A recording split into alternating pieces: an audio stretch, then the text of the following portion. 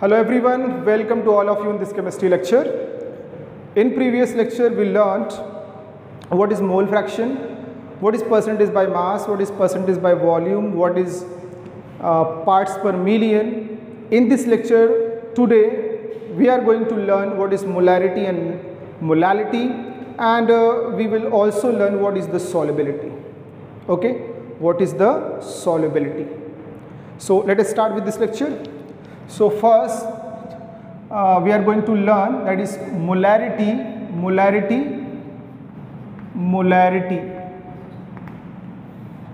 In previous lecture I told you concentration can be expressed by a number of methods, and in that method we learn about percentage by mass, volume, mole fraction and parts per billion. In that sequence today we are going to learn molarity, denoted by capital M. What is this? It is defined as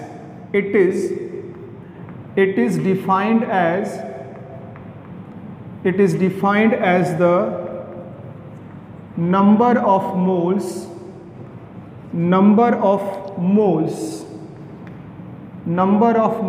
of solute dissolved in 1 liter or 1 decimeter cube of solution. It is defined as the number of moles of solute dissolved in 1 liter or 1 decimeter cube of solution. So this is the definition, but more important the application. कैसे देखो जरा, if you have V liter of solution,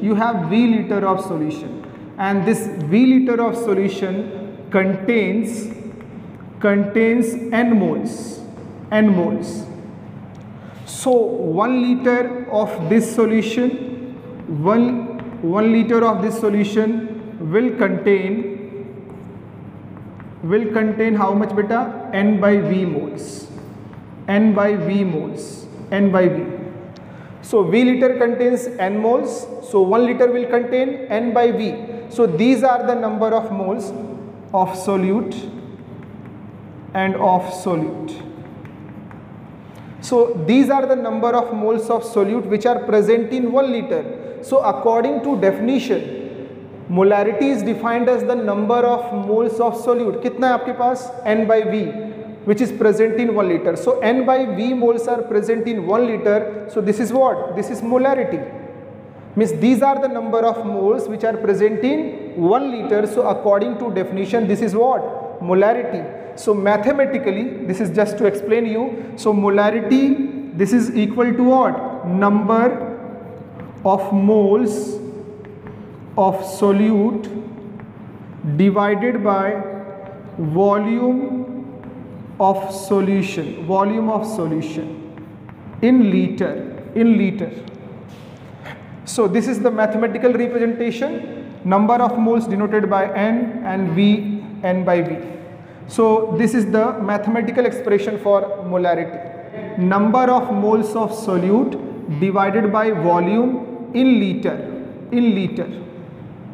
So molarity is also equal to number of moles of solute divided by volume in ml. If volume is given in ml, but in definition we have to take 1 liter. So divide this ml by what? 1000, or you can multiply this 1000 here also. So आप 1000 से divide कर लो या 1000 से यहाँ पे multiply कर लो. So we can say that when volume is given in liter, then we have to use this formula. But when it is given in ml, then we have to multiply with 1000. So you have to remember this formula. Why this formula? Because generally volume किस में दिया रहता है? ml में दिया रहता है. So you have to use this formula. So when volume is given in 500 ml, 200 ml, 50 ml, 10 ml, then multiply with what? 1000. Since we know that number of moles of solute, this is equal to what? This is equal to mass of solute divided by molar mass of solute. molar mass of solute. So you can write like this, that is W of solute, W means mass, and molar mass के लिए क्या use करोगे, capital M. This is M solute. M solute means molar mass of solute, molarity नहीं, molarity के लिए only M लिखते हैं, molar mass के लिए M solute लिखेंगे, M solute. So you can put this value here also. You can put this value here. Okay? So आप यहाँ पे पुट करोगे तो फिर आपको नेक्स्ट मिल जाएगा. ये आप फटाफट लिख लो, फिर मैं इसको रब कर दूँ. ओके, लिख लिया. So now I am going to rub this. So from here, so when we are going to put this N solute, this is equal to weight of solute or mass of solute divided by molar mass of solute in this formula. So molarity is equal to, this is equal to mass of solute into what, 1000, you can see here, and then divide by what, molar mass of solute, molar mass of solute into what, volume. सो आपको बार बार यहाँ पे ये नहीं लिखना है कि volume ml में है. अगर आपने 1000 से मल्टीप्लाई कर लिया है तो वॉल्यूम किस में है, ml में ही है. ठीक है.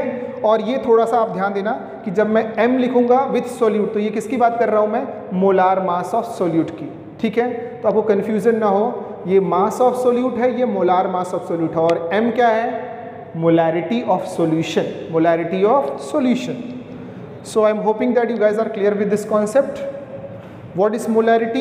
Molarity is equal to the number of moles present in 1 liter of solution.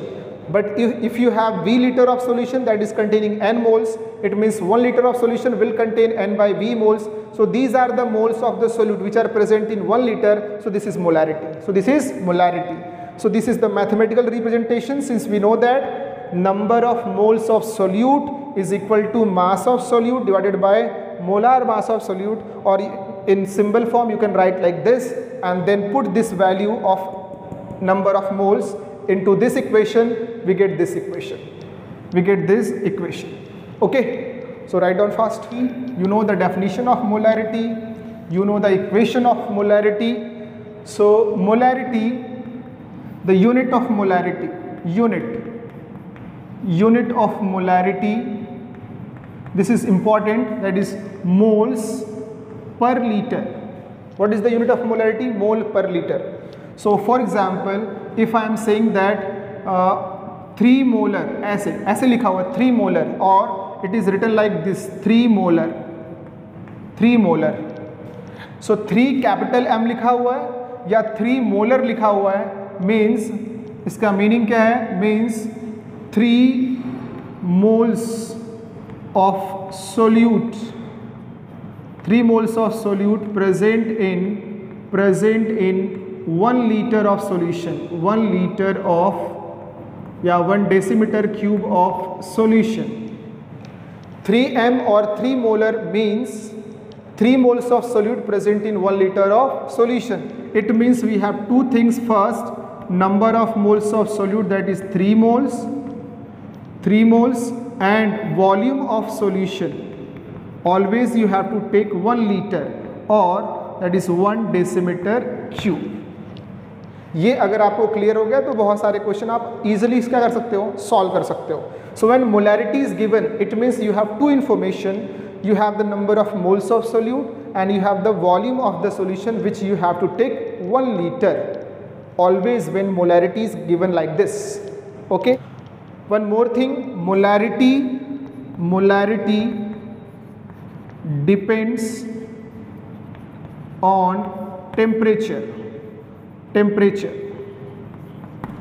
Molarity depends on temperature. Important. Molarity depends on temperature. Why?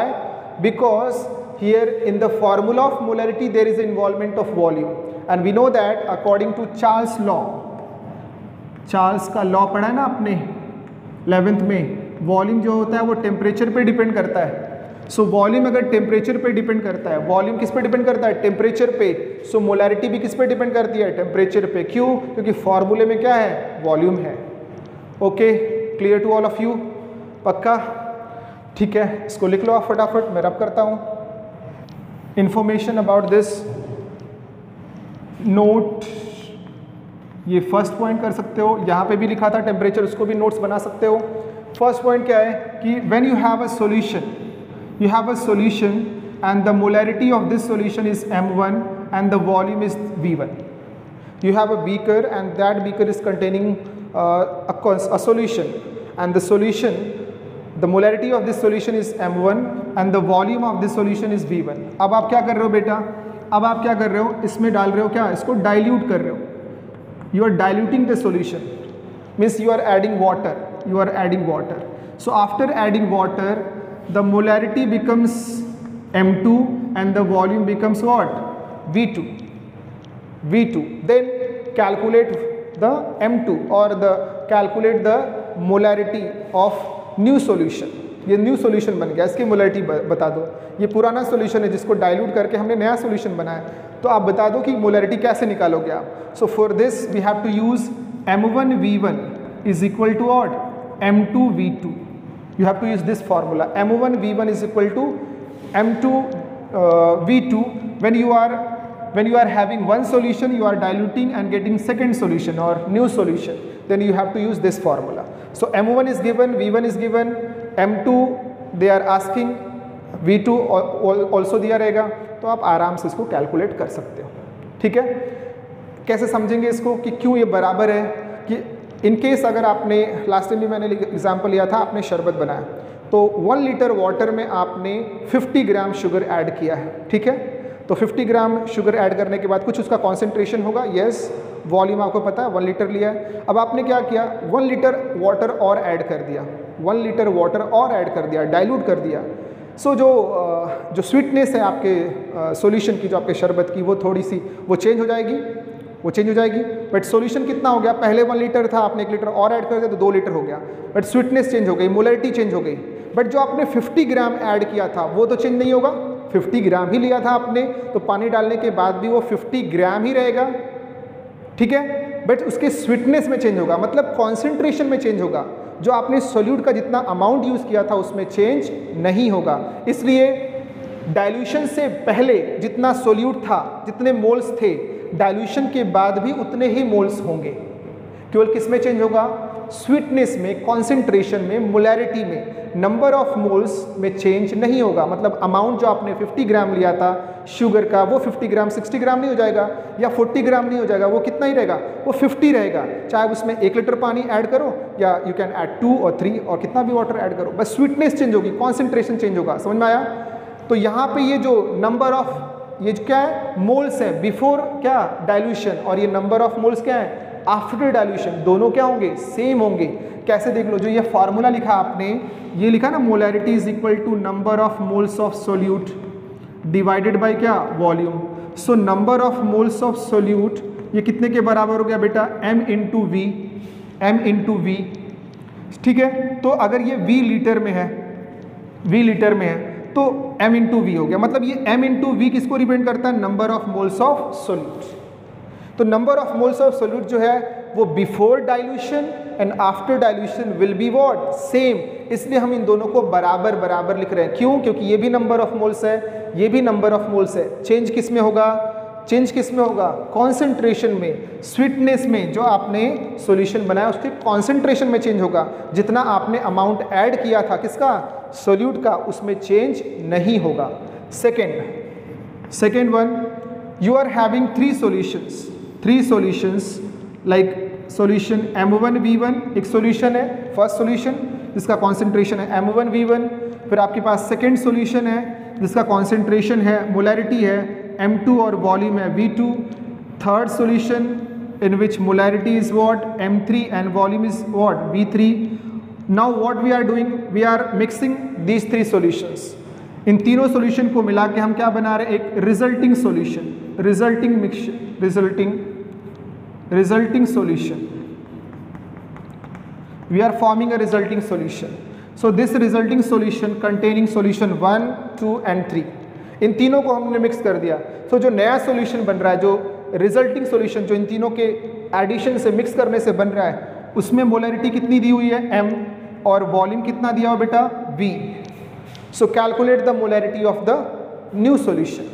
अब ये V कितने के बराबर होगा, आपको पता है V कितने के बराबर होगा, V1 plus V2 plus V3. क्योंकि आप क्या कर रहे हो, वॉल्यूम क्या होता है, एडिटिव होता है, तो ये तीनों वॉल्यूम ऐड हो जाएंगे, 10 ml 10 ml 10 ml, तो उधर ऐड कर लेंगे, 30 ml का बन गया।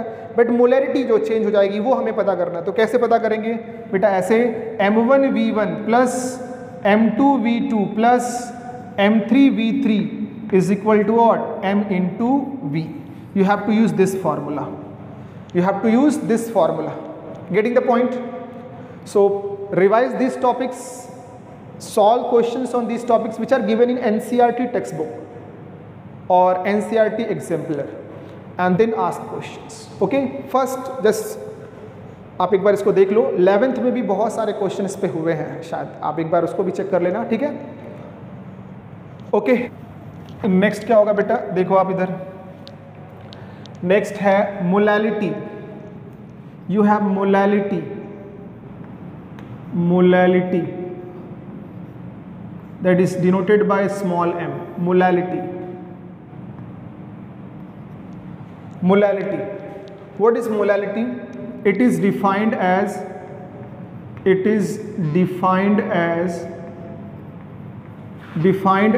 the number of moles. It is defined as the number of moles of solute present in or dissolved in 1 kg of solvent. 1 kg of solvent. It is defined as the number of moles of solute present in 1 kg of solvent. Let we have W kg of solvent. W kg of solvent contains n moles of solute, n moles of solute. So we have to calculate the molality, and molality is defined for 1 kg. So W kg solvent में कितने moles हैं, n. So 1 kg of solvent will contain 1 kg of solvent will contain n by W. क्या लिखूंगा यहाँ पे, W kg में कितने moles हैं, n, तो 1 kg में कितने मोल्स होंगे, n by what, W. n किसका है, सोल्यूट का, W किसका है, सॉल्वेंट का, क्या, ये बन जाएंगे मोल्स ऑफ क्या, solute. So now you have this moles of solute present in 1 kg, और 1 kg में जितने भी सोल्यूट के मोल्स रहते हैं वही क्या होते हैं, मोलैलिटी को रिप्रेजेंट करते हैं. So these are the number of moles of solute which are present in 1 kg of solvent. So molality is equal to what, n by W, where n is what, number of moles of solute, and W is what, weight of solvent in kg. This is in kg. This is in kg. Now if the weight is given in gram, W of solvent किस में दिया है बेटा, grams में दिया है. So again because you have to calculate per kg, so divide this gram by what, 1000, or simply you can say that you have to multiply with what, 1000. So kg में दिया है तो यही फॉर्मूला यूज करूंगा. Grams में, generally grams में दिया रहेगा, मतलब मोस्ट ऑफ द केसेस में ग्राम्स में रहेगा, तो 1000 से multiply. So you do not have to write all the time in grams. If you are multiplying with 1000, it is understood W you are taking in grams. Okay, getting the point? So this is the molality. Again, since we know that number of moles of solute, this is equal to weight of solute divided by molar mass of solute. Molar mass के लिए मैंने बोला कि capital M solute लिखा रहेगा, solvent का रहेगा तो M सॉल्वेंट लिखा रहेगा, मोलैरिटी में ऐसा नहीं लिखा रहता, कंफ्यूज मत हो जाना. So put this value in this equation, we get what, M is equal to, molality is equal to what, weight of solute into 1000, क्योंकि हम ग्राम में ले रहे हैं, और फिर यहाँ पे क्या लिखेंगे, molar mass of solute into क्या, वेट ऑफ सॉल्वेंट, क्योंकि हमने n के प्लेस पे क्या लिख दिया है, ये, W ऑफ सोल्यूट ये ऊपर ही रहेगा, मोलर मास ऑफ सोल्यूट नीचे आ जाएगा। सो ये भी एक फॉर्मूला है किसका, मोलैलिटी का। तो अगर आपको डायरेक्ट नंबर ऑफ मोल्स दिया है तो ये फॉर्मूला यूज कर सकते हो, और अगर वेट और मोलार मास दिया हुआ है तो ये वाला फॉर्मूला आप यूज कर सकते हो। ठीक है, डन। एक और नोट में एक पॉइंट लिख लेना। पॉइंट क्या है कि मोलैलिटी, जो आपकी मोलैलिटी है स्मॉल m है, this does not depend on temperature. This does not depend on temperature. ये टेम्परेचर पे डिपेंड नहीं करता। क्यों नहीं करता? क्योंकि कहीं भी फॉर्मूले में वॉल्यूम इन्वॉल्व नहीं है। इस फॉर्मूले में कहीं पे भी आपको वॉल्यूम दिख रहा है, आपने वॉल्यूम यूज किया है? नहीं। So this molality does not depend on temperature. Getting the point बेटा? तो ये आपको करना है molarity and molality. So now you have 6 ways or methods for the expression of concentration. First, percentage by mass, percentage by volume, और एक और उसमें दिया होगा परसेंटेज मास बाय वॉल्यूम, वो सिंपल ही है, कोई दिक्कत नहीं उसमें। फिर parts per million, then molarity and then molality. तो ये आपके पास इंफॉर्मेशन, ठीक है। Okay, next solubility. Solubility, that is the S. What is solubility? Solubility समझने से पहले जैसे solid, solubility of solid, solubility of solid, solubility of solid in liquid, solubility of solid in liquid. इसमें क्या बेटा कि आपने शुगर लिया, शुगर, और फिर इसको वाटर में ऐड कर दिया। So you get a solution, you get a solution that is sugar solution. तो क्या होगा बेटा, शुगर जब आप इसमें ऐड करोगे, वाटर में ऐड करोगे, आपने ऐड किया, तो ये क्या होगा, इसमें डिसॉल्व हो जाएगा, डिसॉल्व हो जाएगा, ठीक है। तो वो प्रोसेस क्या होगा, डिसोल्यूशन, डिसोल्यूशन। तो डिसॉल्व होने के बाद जो शुगर है वाटर में जाने के बाद वो डिसॉल्व हो जाएगा, और उसी शुगर का जो शुगर के मॉलिक्यूल्स जो वाटर में हैं, जो डिसॉल्व है, उसमें से कुछ मॉलिक्यूल एक दूसरे से क्या करते हैं, कॉम्बिनेशन करते हैं, और वो प्रेसिपिटेट हो जाते हैं। तो उसको हम क्या बोलते हैं, precipitation.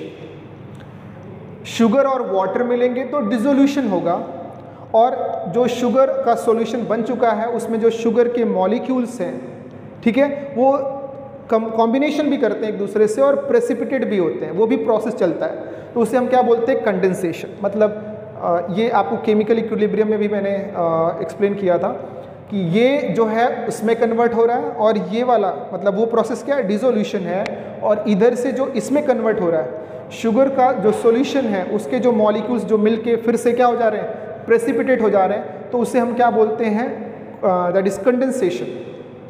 So when rate of dissolution, मतलब जितने मॉलिक्यूल इधर से इधर जा रहे हैं, that is dissolution, rate of dissolution when becomes equal to rate of what, condensation, then that is known as dynamic equilibrium. Dynamic equilibrium. Dynamic equilibrium.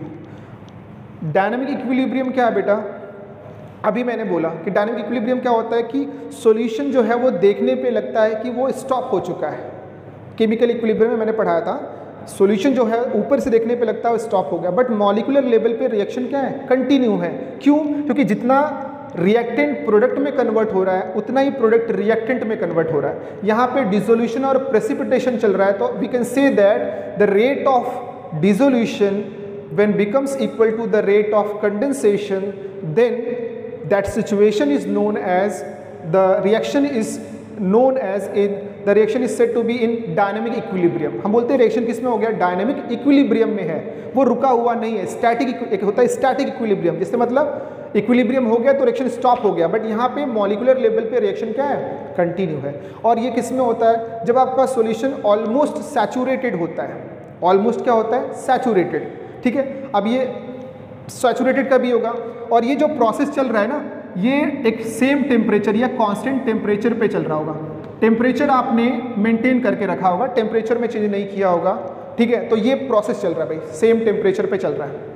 Temperature change करोगे तो फिर डिसोल्यूशन पे फर्क पड़ेगा, चेंज हो जाएगा। तो डायनेमिक इक्विलिब्रियम क्या है कि when you have a solution, in that solution if solution किसका है, solid in liquid, so when rate of dissolution becomes equal to rate of condensation, then that situation is known as dynamic equilibrium, and solution will be almost what, saturated solution, saturated solution, ठीक है। So we can say that a saturated solution contains the amount of solute which is required to make the rate of dissolution equal to the rate of condensation. Saturated solution is defined as a solution which contains the sufficient amount of solute which is required to establish what, dynamic equilibrium between solute and solvent, between reactant and product.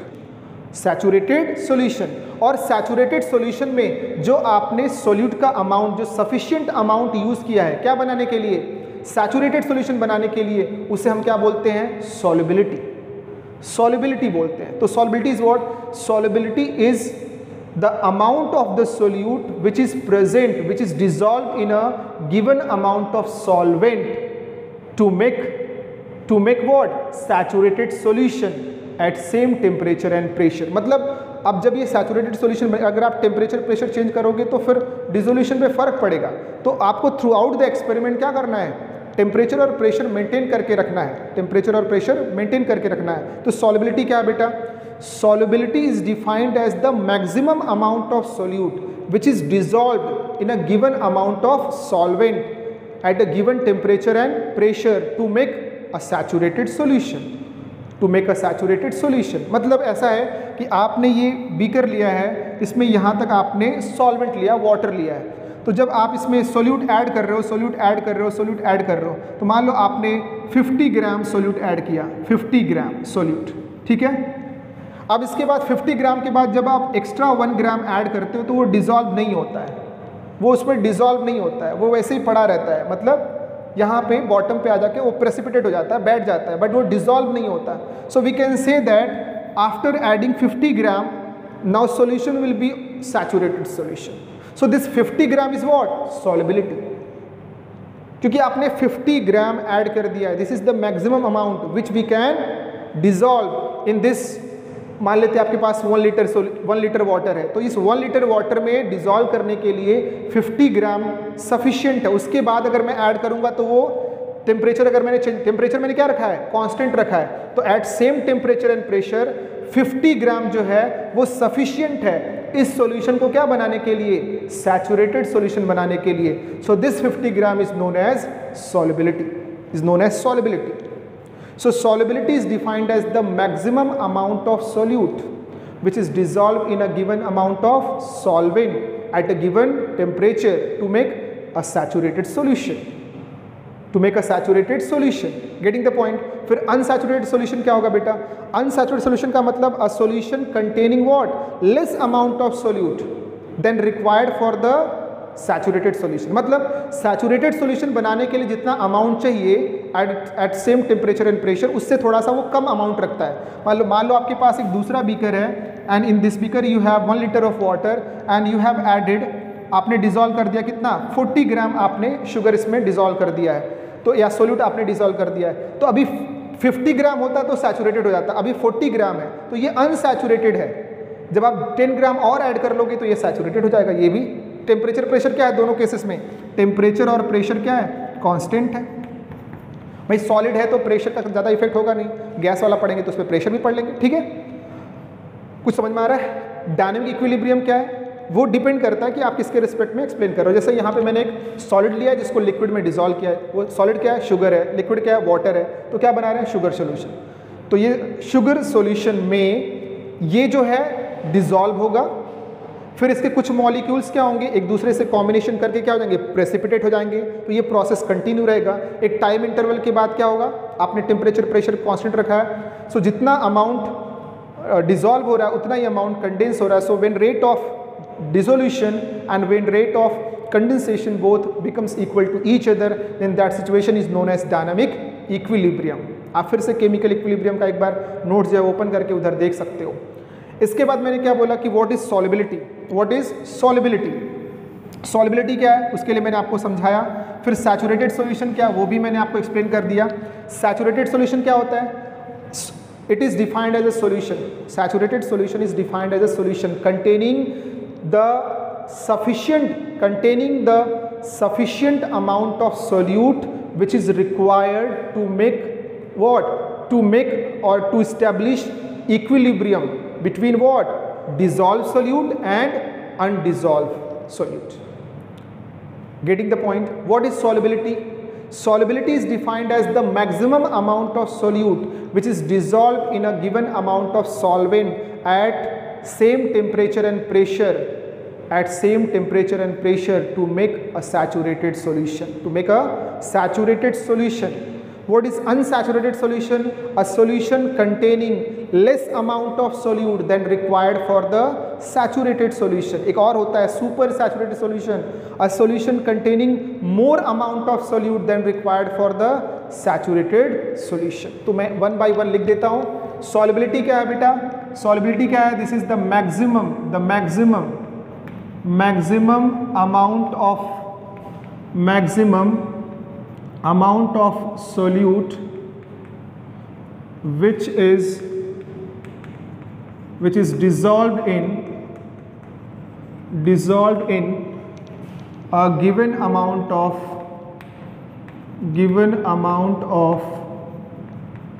solvent at given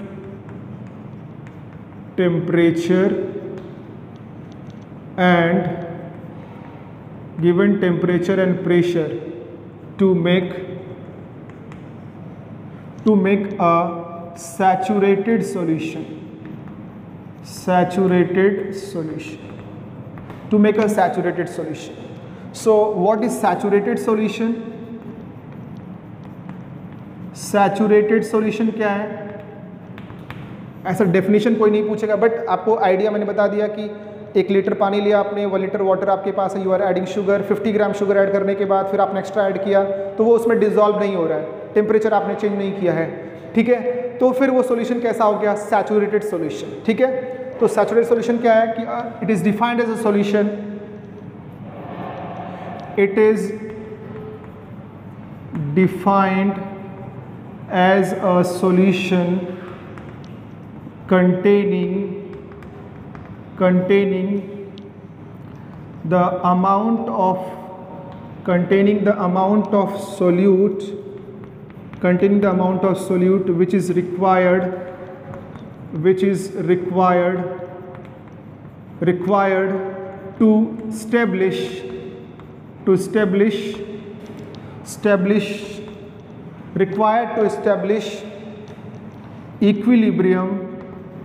required to establish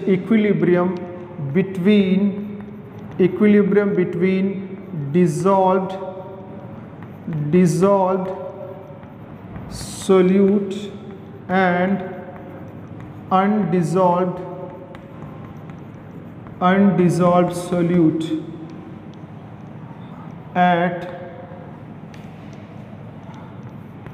same temperature and pressure. So saturated solution is defined as a solution containing the amount of solute which is required to establish equilibrium between dissolved solute and undissolved solute at same temperature and pressure. You can take this example, sugar plus water, and we get sugar solution. So this is saturated solution, ठीक है, क्योंकि हमने इतना sugar add किया है जिसके बाद extra sugar add करने पे at same temperature and pressure वो डिज़ोल्व नहीं होगा, वो प्रेसिपिटेट हो जाएगा, वो कंडेंस हो जाएगा। तो फिर आप ये बोल सकते हो कि when rate of dissolution becomes equal to the rate of condensation that we get equilibrium and that solution is known as saturated solution, ठीक है। सो इसका मतलब ये हुआ कि सैचुरेटेड सॉल्यूशन उतना अमाउंट ही सोल्यूट का कंटेन करता है, डिसॉल्व करता है, रखता है जो रिक्वायर्ड है क्या करने के लिए, इस्टेब्लिश करने के लिए क्या एस्टेब्लिश करने के लिए? Equilibrium between dissolve solute and undissolve solute. Okay, clear to all of you? भी लिखा देता हूं आपको।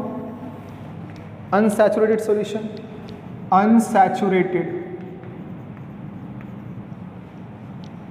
unsaturated solution,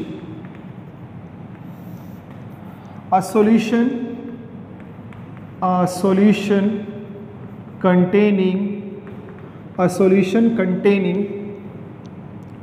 solution containing less amount of solute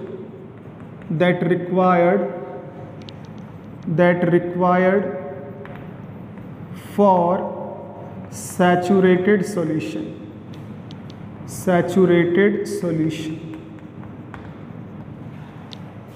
Unsaturated solution is a solution containing less amount of solute than required for saturated। मतलब अगर saturated के लिए 50 ग्राम की ज़रूरत है तो अनसैचुरेटेड में क्या होगा? 50 से कम होगा, ठीक है। और एक होता है सुपर सैचुरेटेड, तो सुपर सैचुरेटेड में क्या होगा? A solution containing more amount of solute than that required for the saturated solution. समझ में आया? क्लियर हो गया? पक्का? ठीक है, तो इसको भी लिख लो आप। तब तक मैं इसको रब करता हूं, इसको रब कर देता हूं मैं। Now next, that is the effect of temperature and pressure.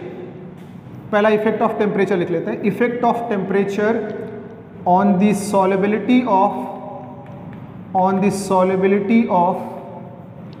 Solid in liquid, ठीक है। इसमें बहुत सारे एक्सेप्शन भी होंगे, बट हम उतना डिटेल में इसमें नहीं जाने वाले। सिंपल सा जो पूछता अपना वहीं तक करते हैं, ठीक है। So effect of temperature on the solubility of solid in liquid. So we can say that generally on increasing the temperature,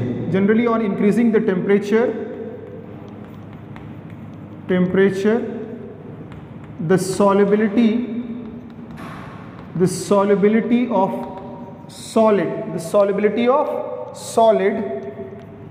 solubility of solid in liquid increases। Solubility of solid in liquid increases, ठीक है। Generally on increasing the temperature, the solubility of solid in liquid increases। Generally यही होता है।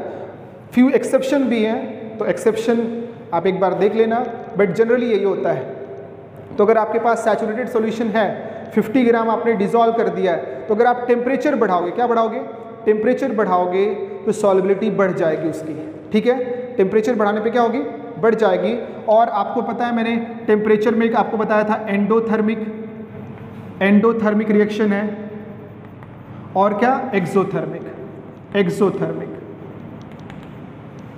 Exothermic. सो endothermic हो सकता है, exothermic reaction हो सकता है। सो एंडोथर्मिक रिएक्शन के लिए अगर आप टेम्परेचर जो है वो इंक्रीज करोगे, एंडोथर्मिक रिएक्शन है, टेम्परेचर इंक्रीज करोगे तो सॉल्युबिलिटी क्या होगी? बेटा? इंक्रीज होगी। वो पता ना आपने ली शैटेलियर्स प्रिंसिपल जो मैंने आपको एक्सप्लेन किया था, तो प्लीज़ जाके एक बार केमिकल इक्विलिब्रियम वाला जो कॉन्सेप्ट था उधर जाके देख लेना कि सॉल्युबिलिटी इंक्रीज होगी कभी? जब टेम्परेचर इंक्रीज करूंगा, बट किसके लिए? एंडोथर्मिक के लिए। तो आप इसको ऐसे याद कर लो कि अगर एंडोथर्मिक रिएक्शन दिया है, टेम्परेचर में इंक्रीज करूंगा तो इक्विलिब्रियम किधर जाएगा? इक्विलिब्रियम किधर जाएगा वो सोचो। और इसके बाद क्या? सॉल्युबिलिटी क्या होती है? इंक्रीज होती है। सो एंडोथर्मिक में तो क्लियर हो गया। एक्सोथर्मिक में क्या होगा? On increasing the temperature exothermic है, ऊपर से आप टेम्परेचर क्या कर रहे हो? इंक्रीज करोगे। टेम्परेचर इंक्रीज करोगे तो इक्विलिब्रियम किधर आएगा? बैकवर्ड डायरेक्शन में। तो उसको फिर से बैलेंस करने के लिए क्या होगा? सॉल्युबिलिटी क्या हो जाएगी? डिक्रीज हो जाएगी। Solubility decreases. So for endothermic reaction, temperature increase करने पे सॉल्युबिलिटी किधर होगी? सॉल्युबिलिटी ज़्यादा होगी। देखो ये इक्विलिब्रियम है, अगर मैं एंडोथर्मिक रिएक्शन है, टेम्परेचर इंक्रीज करूंगा तो ये जो इक्विलिब्रियम वो किधर जाएगा, फॉरवर्ड में जाएगा। फॉरवर्ड में जाने का मतलब ये है कि जो आपका रिएक्टेंट है वो ज़्यादा से ज़्यादा किस में कन्वर्ट होगा, प्रोडक्ट में। ज़्यादा से ज़्यादा प्रोडक्ट में कन्वर्ट होगा मतलब सॉल्बिलिटी क्या हो गई, इंक्रीज हो गई। यहाँ पे अप्लाई कर लो कि अगर आप एक्सोथर्मिक रिएक्शन है और टेम्परेचर आप क्या कर रहे हो, टेम्परेचर इंक्रीज कर रहे हो। देखो एंडोथर्मिक में टेम्परेचर इंक्रीज करने पे इक्विलिब्रियम किधर शिफ्ट हो रहा है, फॉरवर्ड में, इसका मतलब है सॉल्बिलिटी बढ़ेगी। एक्सोथर्मिक है, ऑलरेडी आपको हीट मिल रहा है, ऊपर से आप टेम्परेचर बढ़ाओगे, so according to Le Chatelier principle equilibrium किधर आएगा, बैकवर्ड में आएगा। अगर इक्विलिब्रियम बैकवर्ड में आएगा इसका मतलब है इक्विलिब्रियम अगर बैकवर्ड में आ रहा है, बैकवर्ड में, इसका मतलब है कि प्रोडक्ट जो है वो रिएक्टेंट में आ रहा है। प्रोडक्ट रिएक्टेंट में आने का मतलब क्या, जो डिजोल्व हुआ था वो फिर अनडिजोल्व हो जाएगा, तो इसका मतलब क्या हुआ, सॉल्बिलिटी क्या हो गई, कम हो गई। भाई सिंपल सा समझ लो, आप ज़्यादा उस पर ये परेशान मत हो, उसको एक बार रिवाइज कर लेना। ली शैटिलिस प्रिंसिपल जब एक्सो और एंडोथर्मिक रिएक्शन होता है तो क्या फर्क पड़ता है। So in endothermic reaction on increasing the temperature equilibrium shifted forward, equilibrium shifted forward. बात समझ में आ रही है। फॉरवर्ड जाने का मतलब क्या है कि रिएक्टेंट ज़्यादा किस में कन्वर्ट हो रहा है, प्रोडक्ट में, इसका मतलब सॉल्बिलिटी बढ़ गई, और यहाँ पे उसका उल्टा हो जाएगा। Clear to all of you, पक्का। So this is the effect of temperature. Generally ये होता है, इंक्रीज होता है, टेम्परेचर बढ़ाने पे इंक्रीज होता है, बट इस पर भी डिपेंड करता है कि कैसा रिएक्शन दे, एंडोथर्मिक है कि एक्सोथर्मिक। तो ये आप जनरली ऐसा होता है, बट ये स्पेशल केसेस, ठीक है। और दूसरा है, ये फर्स्ट था, सेकेंड है effect of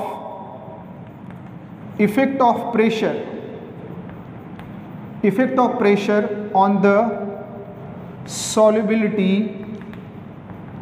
solubility of solid in liquid। यहां से हम क्या बोल सकते हैं, effect of pressure, there is no effect. तो ये आपको बहुत अच्छा हो गया, आपको कुछ इसमें याद नहीं करना है। प्रेशर का इफेक्ट नहीं होता किस पे, सॉलिड की सॉलिबिलिटी पे इन लिक्विड, क्योंकि सॉलिड पे प्रेशर का इफेक्ट ना के बराबर होता है। So we can say that there is no effect on the solubility of solid in liquid. हाँ गैस वाला पढ़ेंगे, बट ये सॉलिड का है तो हमें कोई ज़रूरत, इसमें फ़र्क ही नहीं पड़ता, तो हम क्या लिखने वाले हैं, नो इफेक्ट। टेम्परेचर का इफेक्ट है, कैसे है, जनरली इंक्रीज होता है ऑन इंक्रीजिंग द टेम्परेचर, ठीक है, बट केसेस हैं एंडोथर्मिक रिएक्शन है कि एक्सोथर्मिक रिएक्शन है, फिर उस पर डिपेंड करेगा। तो एक बार आप इसको पक्का रिवाइज कर लेना। In next lecture we will learn what is the effect of temperature and pressure on the solubility of gas in liquid। क्योंकि अभी मैंने बोला था कि जो गैसेस का भी डिसोल्यूशन है किसमें, वाटर में, वो भी किसके थ्रू आप ट्रीट कर सकते हो, कैसे कॉन्सेप्ट से आप रिलेट कर सकते हो, ये सॉलिड वाले से। क्योंकि आपको पता है gases are also dissolve in water, तभी तो पूरा मरीन लाइफ जो है वो जो सी वाटर के अंदर जो लाइफ है, जो उसमें अंदर एनिमल्स हैं, प्लांट्स हैं, वो सभी किस पे डिपेंड करते हैं, क्योंकि उसमें ऑक्सीजन और भी गैसेस क्या हैं, डिज़ोल्व है, इसकी वजह से वो सर्वाइव कर पाते हैं। मतलब गैसेस भी वाटर में डिज़ोल्व होती हैं, तो उनका भी जो कॉन्सेप्ट है वो पढ़ सकते हैं कि उन पे टेम्परेचर और प्रेशर का क्या इफेक्ट पड़ता है। So for that you have to wait for the next lecture, और उसके बाद हम इस पर डिस्कशन करेंगे।